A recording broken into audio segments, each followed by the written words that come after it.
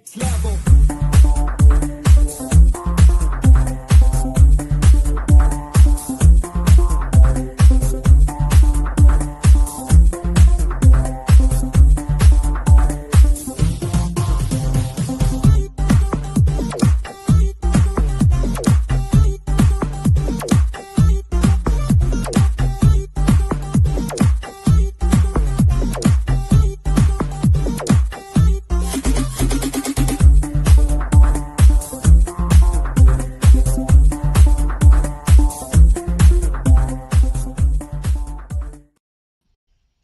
Hello, hello. Good morning, good afternoon, good evening, wherever you are in the world. This is Coach Tiffany Parra, editor in chief of Phoenix Fitness Fanatics magazine, elevating your mind, body, and spirit. Today is our Authors Network Spotlight, and today I have one of our amazing contributing writers. She is also one of my partners in crime with some of my book projects. Let me go ahead and bring her on in. Hey, good morning, Stephanie. What's going on? Going good. I'm so excited to see you. So excited to share the stage with you. We're taking center stage here on the Own It Publishing magazine and publishing platform. And Stephanie and I are both contributing writers with the Own It magazine. So you'll see our faces all over the place with various articles and different services that you can utilize to help you to, get your books out there and, just really, really shine when it comes to some of your literary arts and things. So today, before we begin, Stephanie, please introduce yourself. Tell everybody where you're at, who you are, about your business, all that good stuff. And let's get started. All right. My name is Stephanie Malink. I own Malink Publishing. I live outside St. Louis, Missouri, in Southern Illinois. Malink Publishing encompasses 3 businesses now. Right by Staff, the anchor, the first one that started it all. I do full service professional writing and editing, including resumes, LinkedIn pages, cover letters, magazine, newspaper, journal articles, newsletters, all of that good stuff. I also edit books, college papers, especially dissertations. And then the Collinsville Daily News, I've owned it since August of last year. It is a paywall-free local newspaper here in Southern Illinois, but people from all over the world read it because we don't have paywalls. So if you want to keep on track of things and have real unbiased news, that's a great source. And then I am getting ready to launch. I'm actually starting to meet with all my team members, developers, and crew. I am launching the Granite City Daily News this year. I've been working on it since before I even bought the Collinsville Daily News, working on it with a business partner friend, and we are going to town with that. It'll be another local one. Both papers have both a Spanish translation button and an audio button, so you can listen to the news stories in your car while you're driving, stuck in traffic. They don't give me traffic reports, but you can keep up on the world. Oh, I love that. Oh my goodness. Well, congratulations on everything that you are doing. And I just want to thank you from the bottom of my heart for, coming in on, my last project, Unsnapped. And, sometimes when you are dealing, when you're working with the team, sometimes life happens. And Stephanie came in when I was in a lot of need to get this project done. Did not know if we were going to get it done in time. And she helped me get to the finish line. So I just thank you for that. And just all that you do to, bring the news out there to, your community and, as you said, to the world, right? So this is just awesome. So let's talk about, how how do you approach feedback and criticism as a creative, right? Whenever you share with people what you're doing, you sometimes you get that chatter coming at you, and maybe the feedback might not be what we want to hear. It's just people's opinions or whatever it is. How do you go through your writing process without letting all that affect you and that process, and also just your well-being, because that could really like weigh on us, when you got people talking about the things that you're doing that you're so passionate about, because people are so passionate about getting their stories out there. And maybe they have people saying, well, don't tell everything because maybe maybe they might be part of the story, right? So there's just a lot of things that go into that. So let's talk about that stuff. Yeah, that's the one thing I love about being a creative on the creative side of writing and editing and doing copywriting is there's a million audiences in the world. Everyone has different needs, they have different wants, different tastes. Your book may I'm not a science fiction person. I don't like to read science fiction. I'll read it to edit it, but I'm not going to hop in the car and go to the bookstore and buy 5 science fiction books this afternoon or anything. But there's people that love that. They'll get lost in fiction books for days on end. Right.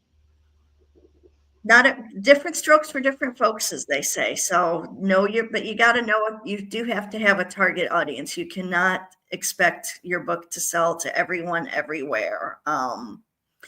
One of my books, The ABCs of Living Independently When You're Older or Frail, I see that one getting ready to take a big uptick with the national budget cutting Medicaid and everything. A lot of nursing homes are going to go down, and people need to be safe in their homes.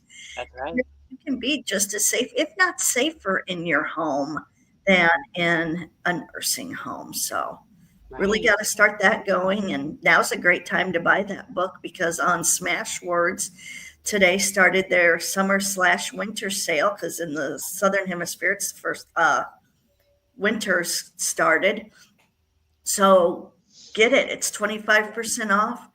It's only digital on Smashwords, but get it. Yeah. That's the joy of ebooks. You can have it. You can take it to the doctor's office with mom or dad if you don't understand what's going on, if you're not comfortable asking them questions. Right. Just get out there. Be your own advocate. And that's what a lot of people in every area have trouble with. You've got to advocate for your own health. You've got to advocate for your own clients. You've got to advocate for your writing.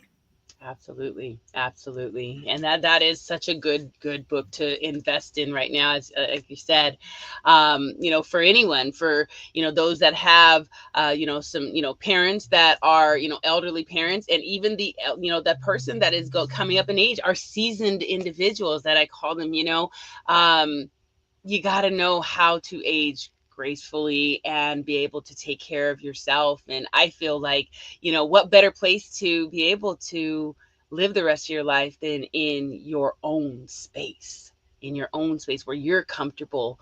No disrespect or anything to the nursing homes out there. I know that there are some good facilities, but I know when I think about myself and even think about my mother, my mother's 82 and she lives in her own home, and and she's able to navigate well. And I would love to see everyone out there be able to navigate that way. So definitely tap in and grab that book. Share it with those that you love. Read it yourself. And, as Stephanie said, you can have it on your phone, you can have it on a tablet, digital books, those ebooks. There's no excuses on why we can't tap into those ebooks. So, definitely. So, thank you, Steph, on that. So, everyone, whenever you're wanting to write a book, okay, or you got a story in your belly, it can be hard, it can be tough. And I want to go into just a little bit of motivation on that, from myself as well as Stephanie, because the both of us have created works out there, and we have gotten through that chatter to be able to get to that finish line. So really, just focus on you and that passion, and know that your story and the information that you're trying to get out there, it's not just for you. It's not something that you need to be holding on to. Someone else needs to really hear that. That is valuable information for someone out there around the world. So tap into those gifts and share them.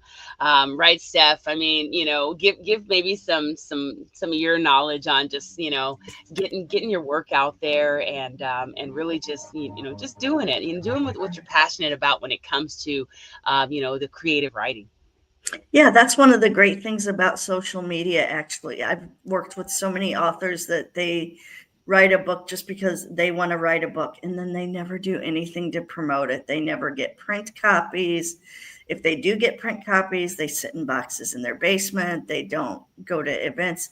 There are so many different niche cons and book fairs and different places. Get out there with your books. Some are free, some you have to pay for, but there's a fair for everybody. I like to say I go to a lot of health fairs for both the ABCs of living independently, and then also for my other book, The Ultimate Beginner's Guide to Clean Living. I go to generic book fairs where I can have those books. I can also have the anthology that I'm in that's more of a self-help book. I Mhm. can have my QR code for my business book. Just look at different places. Look at the little pop up events. So many boutiques have pop up events these days. I love to do those because it's low key. They have regular customers, and you're a novelty. So they're going to come see you probably. And it's fun. It's fun to get out there and network and share your gifts. And, and your book can be your business card. It really can, depending on what you're writing on. And if you're having, trouble getting out there, tap into some of the anthologies that are out there. We just finished the Unsnapped anthology. We are coming out with a volume 2. So, so look for that. If you want to share, a story on how to stay calm, cool, and collected, and what it is that you do to just woo-saw in life. There's a lot of other projects out there. There's another project that's coming up with author Danny. Any of you ladies out there that have your doggies, we are doing a anthology with women and their dogs. So just talking about that, and we may extend out to that, women and their cats, women and their snakes, birds, who knows? Because you know what, when you tap into creativity and just have fun with it, you never know what you can come up with. But if you are interested in any of those projects, definitely reach out. And also tap into Phoenix Fitness Fanatics, because you'll see some of her articles every month, and you're also going to see her on the cover here shortly as well. So definitely tap into that. I'm so excited for you all to just, see all the different things that she's doing. So again, Steph, how can they get in contact with you if they want to work with you? If they've got a dissertation that maybe they need, a second set of eyes on, so they know that they're going to definitely get that, that through, and that approval that they're looking for. How can they tap in? My email is writebysteph@gmail.com. I also have a website, writebysteph.com. I've got a Facebook page, Instagram, working on a YouTube station. Pretty much, you think about it, I'm out there. I'm technically on TikTok, but I never put anything on there because they rejected the one thing I did put on. So it's like, okay, No. I'm over you right now. Aw. Well, hey, look, y'all can see her pretty much everywhere out there. And I'm sure if you Google her name as well, you're going to see all the amazing things that Stephanie's out there doing in the world. So, everyone, have an amazing day. Steph, thank you so much for joining me today for this Authors Network Spotlight, talking about the approach to feedback and criticism and not allowing it to get in there and affect you when you are trying to go through your writing process, and not letting it affect your mental well-being as you move through your creative process, because we need to see those books, we need to see your gifts, and we want to definitely see what your purpose and your power is out there. So thank you all so much for joining us today for our Authors Network, and we'll see you next time. All right, thanks so much. Take care, everybody.